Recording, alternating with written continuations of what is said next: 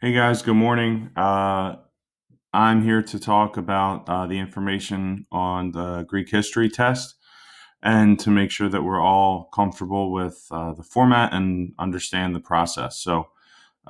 Please watch this. This is today's assignment.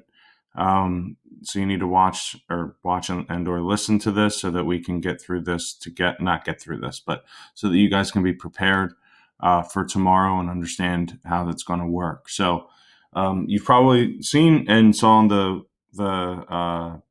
kind of calendar for a few days now that we have a Greek history test for tomorrow, the 27th. That test is going to start at 11 a.m. as when it'll be available for you to take, and you must complete it by noon. So you have an hour window to complete this test, but you do not have an hour to take it. Once you start the test, you only have 30 minutes to finish. Uh, that timer is important because if you say start the test at 12 or 11:45, you're only going to have 15 minutes to take the test. At noon, it'll submit your work regardless of where you're at. So if you're mid typing a short answer, if you've only gotten through 7 questions, it's going to submit it, and that's going to be your grade. I'm not going to open up tests again if that happens to you. So please make sure that as close to 11 a.m. as possible, you are taking the test. That way you can take the full 30 minutes. If you want to get started at 11:15, that's fine because you'll still have the full 30 minutes to take it before noon. I hope you guys are understanding what I'm saying. So between 11 a.m. and noon, you have to take the test. You have 30 minutes to complete it, and noon is the cutoff. So please make sure you have your work done by, or your work started by no later than 11:30 a.m. Otherwise, you're not going to get the full amount of time. Okay, the other thing that's going to be interesting with this is I'm requiring you to join a Zoom meeting. If you haven't joined a Zoom meeting yet, it's basically like a Google Meet, which I know some of you have been doing with maybe your language classes or your English classes. Basically, it's a virtual meeting where your camera and microphone will be on. That is essentially me proctoring the test. What does that mean? That means that while you are taking the test, you need to keep your camera, your front facing camera on, or whatever one is the one that is filming you, not the one, you guys know what I mean, and your microphone on so that basically I can keep track of what you guys are doing. You can close the meeting down so that you can kind of minimize the screen and then you can move it wherever you need to. But I'm going to be watching you as you guys are taking the test. So please make sure that you're working diligently. Please make sure you're not doing anything inappropriate. Inappropriate things would be clearly communicating with someone else, either during, after, or before taking the test. So if you're not logged in yet and you're trying to get information from someone who is taking the test, I'll be able to see that. Phones, if I see you looking at a phone, or get a notification from a phone that draws your attention, that I'm going to consider that cheating.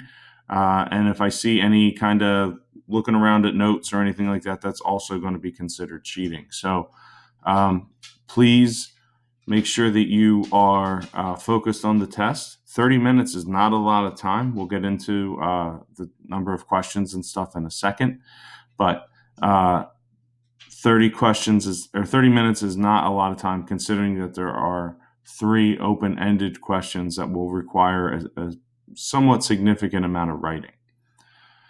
So in order to take the test, you need to be in the Zoom meeting. So you're going to join the Zoom meeting. You're going to see me. You're going to say hi to me. I'm going to give you the go-ahead to take the test, to start the test. If you take the test without being in the Zoom meeting, that is going to be considered a cheating instance, and I'll be giving you a 0 for the test. If you have any questions about how this is going to work, again, my office hours today are going to be 10 to 1. So you have time then to ask me those questions. That is mostly what I'll be doing. All my other classes have work to do. So I will be here patiently waiting your questions on this. A few other things that you might not have realized yet or we haven't done before on online quizzes. You will not be allowed to return to a previous question. Once you answer that question, it's answered and it's gone. That means two things. One, there's not going to be that question review thing at the end. Once you finish your essay and hit submit, you're done. You can go on with your day. The second thing that it means is please be careful when you are clicking next. If you accidentally hit next twice so that it skips a question, you just skipped a question that you can't get back to, and it's going to be marked wrong. So please be really careful with clicking. I would recommend not using like a double tap on the mouse pad on a laptop, but actually clicking it, right? So you know the sound. You're probably going to hear it in a second. I don't know where my mouse is. There it is. Ready? Listen. There. Oh, there it is. Click, click, click. Do that. Don't do that one. Okay. If you have an external mouse, that's probably even better. So you can just click it with the external mouse. I don't think you need to hear me click an external mouse. After the test, you'll be able to see, actually you won't be able to see any grades because of the open-ended questions. You won't be able to see the ones you got wrong right away. Over the weekend, I'm going to be spending time grading everything, maybe even time tomorrow or Friday if I can get the time in. And once everything's graded, you'll be able to see your grades. I'll open up the View Submissions tab on Schoology, and we can maybe even have another Zoom meeting or something to go through wrong answers so that you guys learn from the mistakes that you might have made. Okay, so quick recap. You have to take the test between 11 and noon. You have 30 minutes once you hit start test to finish the test. You have to be logged into a Zoom meeting with your microphone and camera on,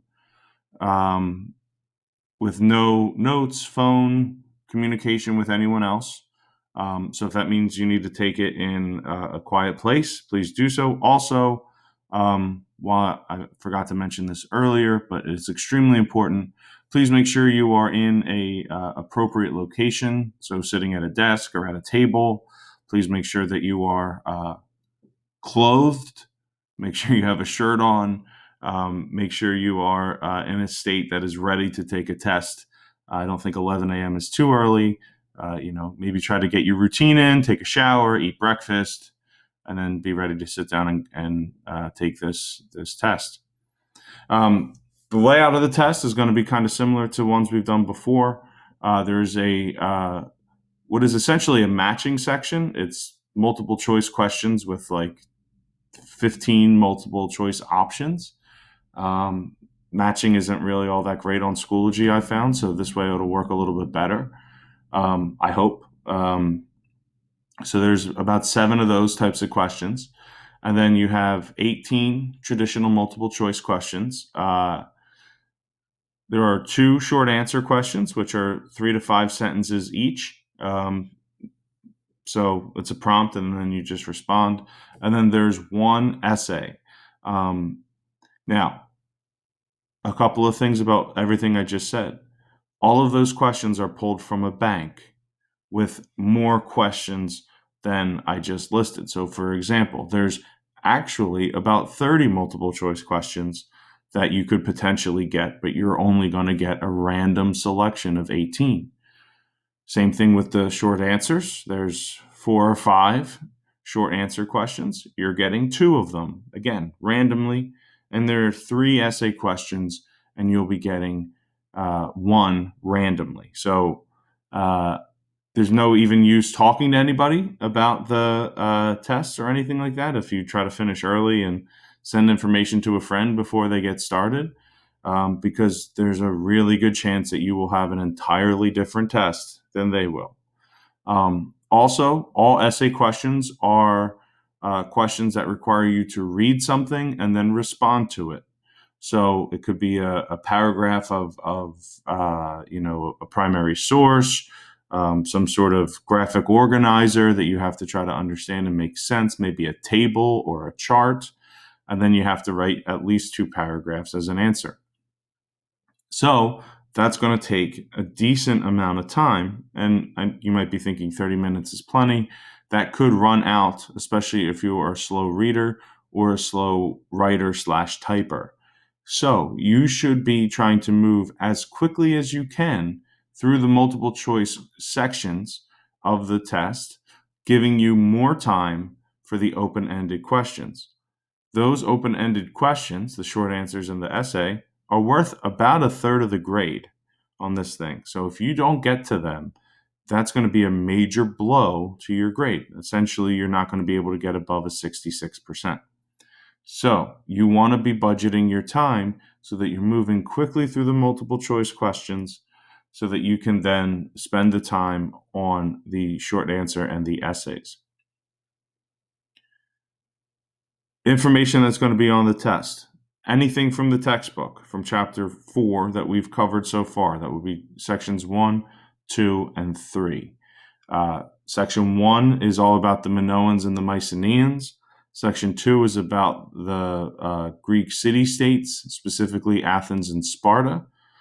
And section 3 is mostly about the conflicts that they had. So that would be the Persian Wars, Pericles, and the Peloponnesian Wars, the 3 Ps. So please make sure you've read those and have reviewed them. The reading quizzes will be available for you to view if you so that you can see what you got wrong.